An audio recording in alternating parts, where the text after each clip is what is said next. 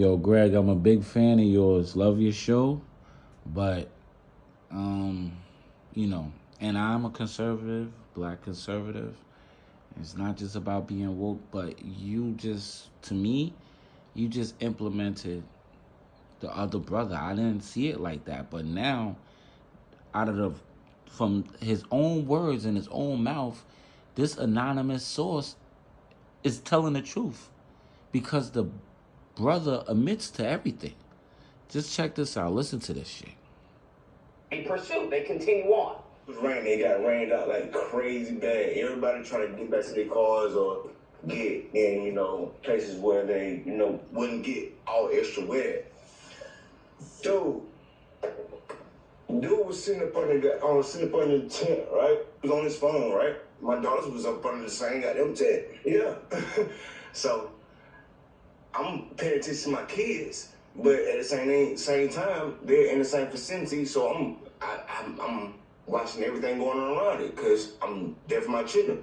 So dude walks up, McKinnon, bro, he wasn't even under the tent at the time. They came from a whole separate tent and walked over there.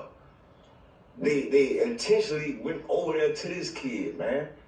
Dude was sitting there on his phone just trying to get dry. You feel me? One thing went from another. They grabbed this man and they tried to punch on dude. Dude went in his bag and whatever. They went to try to jump this dude and punch on this dude, man. And he protected himself, dude. That's what happened. Yeah. It wasn't just one. It was both of them, bro. Austin, the dude that got unalive, and his brother physically went over there to intentionally. It's not to the point that he brought a knife. For one, it wasn't on school property. The school is at least 5 to 10 miles away. It was a community track meet, bruh. It wasn't a school track meet. So he had the right to have a knife on his person, bro. Okay? And his response to my video. I'm gonna pause it. You heard everything he said, that they wasn't underneath the tent. They came underneath their tent. It was their tent, and approached the kid who was sitting there after it rained or during when it was raining. But so you got that part, right? All right, now let's go to another part. All right, this is Amazing Lucas' point, saying that the kid does absolutely have a right to, he has a good case now because it's 2 against 1. Take a look. But the cherry on top is, do you want to know what happens when someone doesn't have an argument? When someone doesn't have a rebuttal, what do? They just laugh. And I want you to see this clip by this Sambo soldier who thinks I don't know what he was doing in this clip, but he absolutely makes a fool of himself. It's always going to be a different story than the main story that the racist right tries to promote. Always going to be a different story. When people talk about you can't use lethal force is in the eye of the beholder, right? It's the same thing we have when it comes to an officer, that they fear for their lives. It can't be in hindsight. It has to be taken into account of what happened at that time. So if Anthony is being attacked, he's already been assaulted, and you have 2 people, it's 2 versus 1.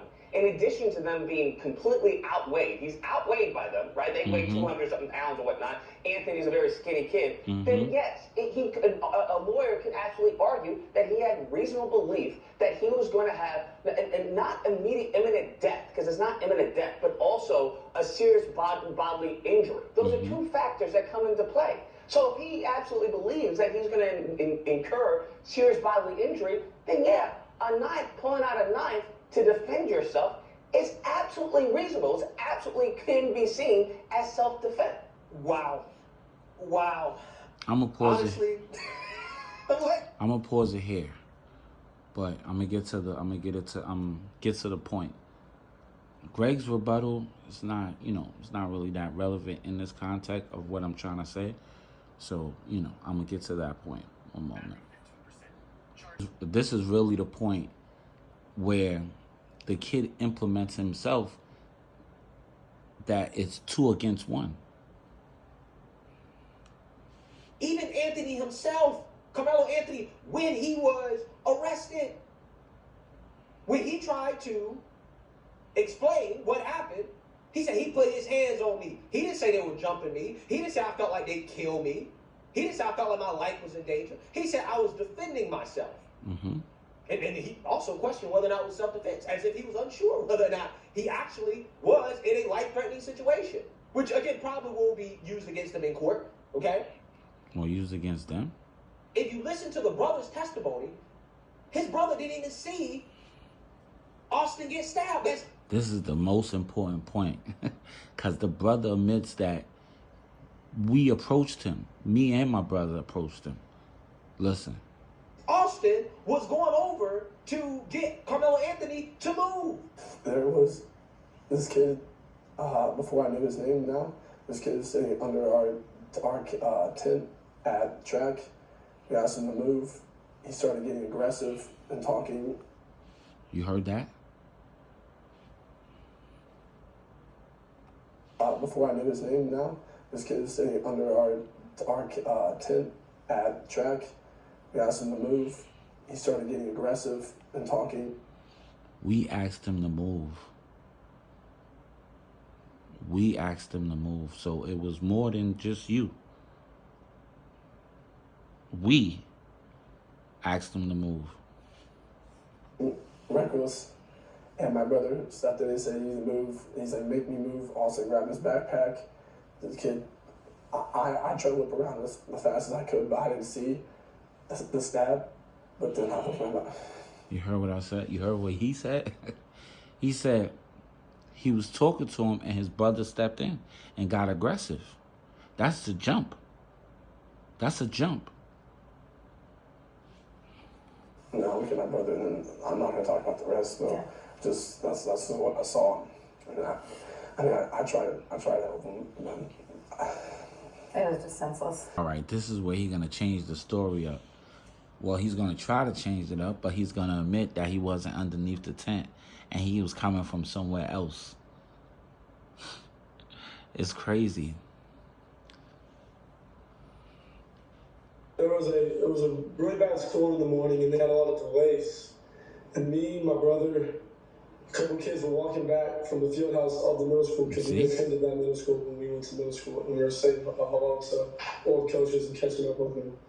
And then we're walking back to our stand. We put our tent up so all the bleachers were right there were not wet from all the rain.